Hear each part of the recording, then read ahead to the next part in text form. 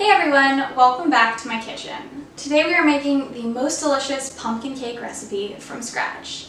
It's going to be frosted with a cream cheese frosting, and we're going to decorate it with some adorable little pumpkins.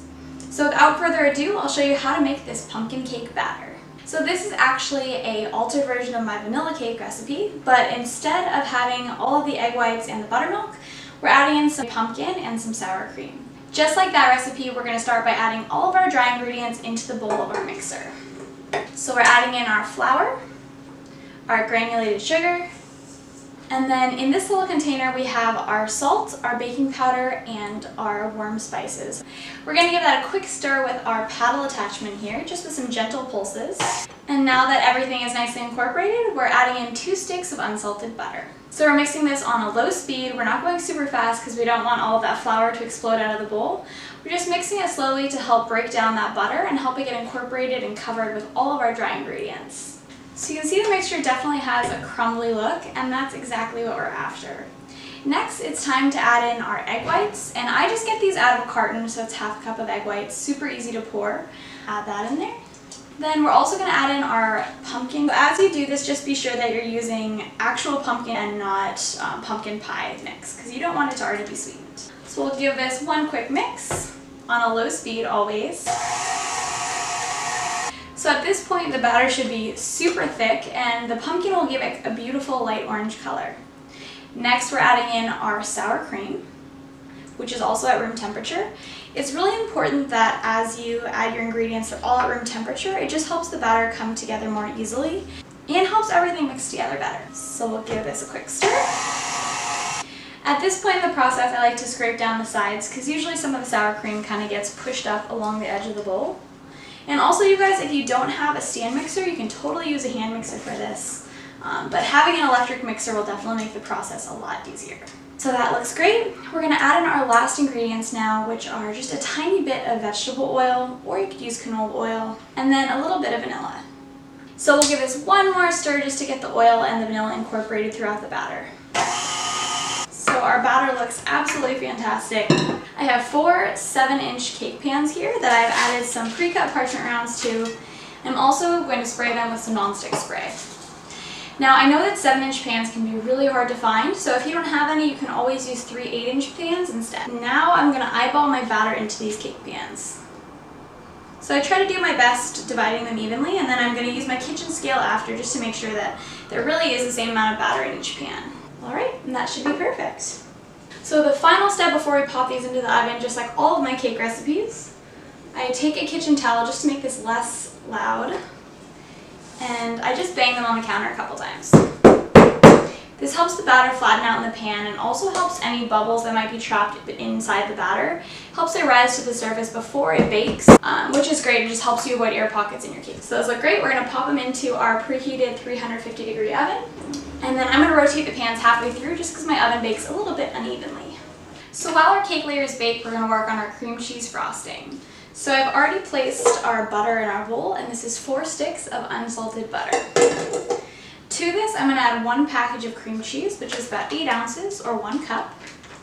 It is super important that the butter and the cream cheese are both at room temperature so that at this stage you can mix them together and make a smooth mixture. Otherwise, sometimes you can end up with bits of butter or cream cheese that don't get properly incorporated. And it's super creepy, so just take my word for it. Be sure those are at room temperature before you mix them together. You can see that our butter and our cream cheese are perfectly mixed together. It's super smooth. Now it's time to add in our salt and our vanilla. So we're going to add in about a half a teaspoon of salt, and we're also going to add in 2 teaspoons of vanilla extract. So we're going to gently mix this together so that our extract doesn't fly out of our bowl, just with some gentle pulses. So that looks great. Now it's time to incorporate all of our powdered sugar. So I'm adding 1.5 bags of powdered sugar, or about 1.5 pounds. It equates to about 11 cups. So we'll start by adding this in, and to help reduce the amount of powdered sugar explosions that are going to happen, I love to take a kitchen towel and just place it over the KitchenAid, and then add my powdered sugar in the little opening here. It makes everything so much easier and keeps your kitchen a lot cleaner. I'm going to add my powdered sugar into my butter cream cheese mixture on a low speed. So I've added in about half of my powdered sugar at this point, and now it's time to add in some of our heavy cream. So I like to alternate adding the powdered sugar with splashes of heavy cream to help everything mix together a little bit more easily, and also to make sure that the consistency of the buttercream is right. So I'm just adding a little splash here. And while a recipe may call for a set amount of heavy cream, the consistency of your buttercream can vary a ton based on the temperature of your kitchen, the temperature of your butter, even the type of heavy cream that you're using. So it's really important that you make sure that you just look at the frosting and see that it's stiff enough to decorate a cake with, but thin enough that you'll be able to work it and spread it across the cake. Now I'm going to add in the rest of my powdered sugar in a few installments.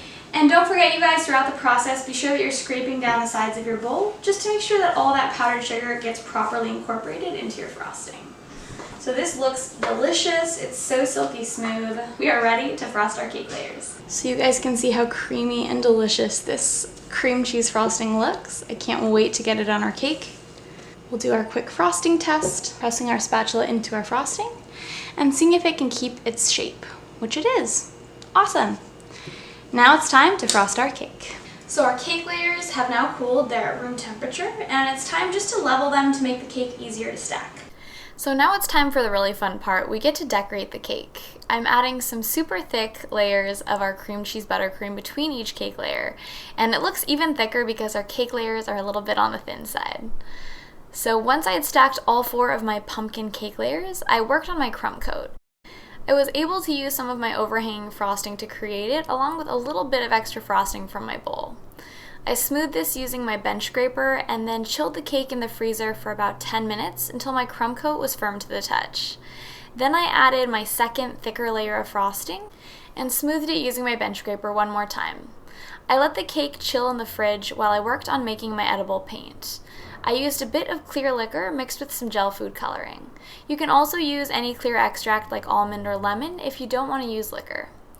So I'm adding in about a squirt of gel food coloring to, I'd say, a half a teaspoon of liquor. I mixed this together and then used some cake paint brushes to begin to paint the base of my pumpkins. When I started out, they kind of looked like onions. They weren't quite that pumpkin shape. So I chilled the cake and then added on a few more layers of paint. And when I did this, I really focused on making them a little bit wider to give them a proper pumpkin look. I chilled the cake between each addition of paint, and I think this really helps you layer your paint on the frosting to give it a lot more dimension. Once I was happy with the way my pumpkins looked, I added on some stems using some brown gel food coloring and a little bit of gin. And then I started adding on some leaves and some vines. I always joke around that I never know when to stop, but I really did feel like this needed some sort of like green leafy element, so here you have it. The leaves didn't work out quite so well because I couldn't put them over the pumpkins, but I was able to add a bunch of vines. So there you have it, our painted pumpkin cake.